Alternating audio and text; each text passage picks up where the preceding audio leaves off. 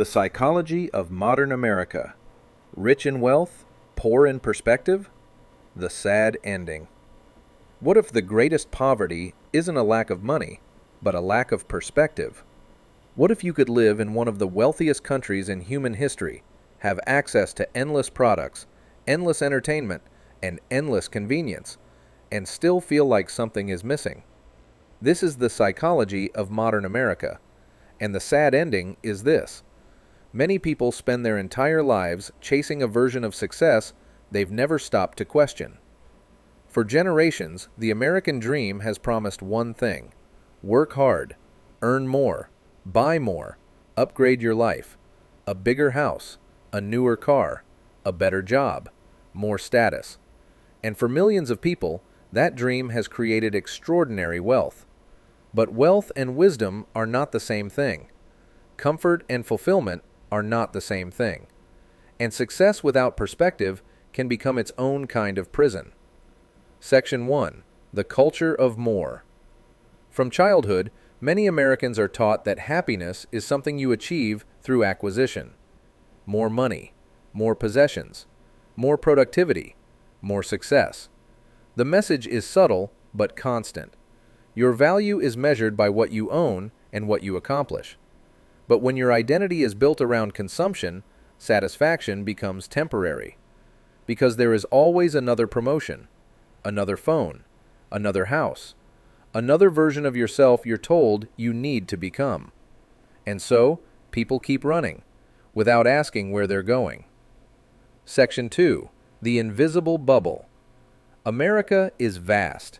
It's possible to live your entire life without needing a passport, without speaking another language, without experiencing a culture that challenges your assumptions.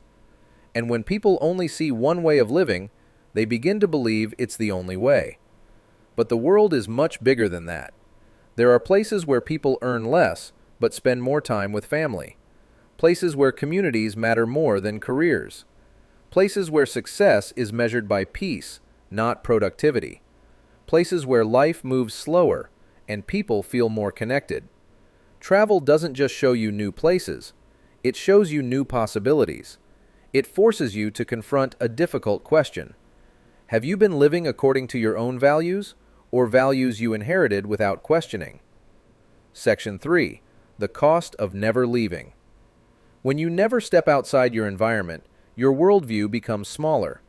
Fear of the unfamiliar grows. Empathy shrinks. Curiosity disappears.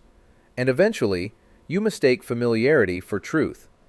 But the people who travel often discover something surprising. The world isn't as divided as they thought.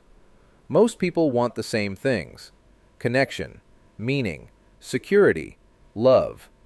And once you experience different cultures, different lifestyles, and different perspectives, it's difficult to return to the old belief that there's only one right way to live. The sad ending. The sad ending isn't that people lack money.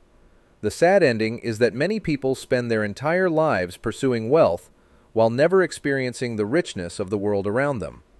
They work for decades, accumulate possessions, stay inside the same routines, and postpone living until someday. But someday never comes. One day, they realize they've seen more advertisements than sunsets in unfamiliar places, more office buildings than ancient streets, more screens than human stories.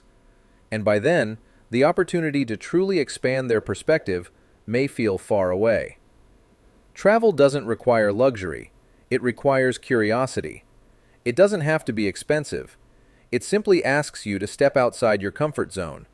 Because sometimes, the most valuable thing you can invest in isn't another purchase. It's a new perspective.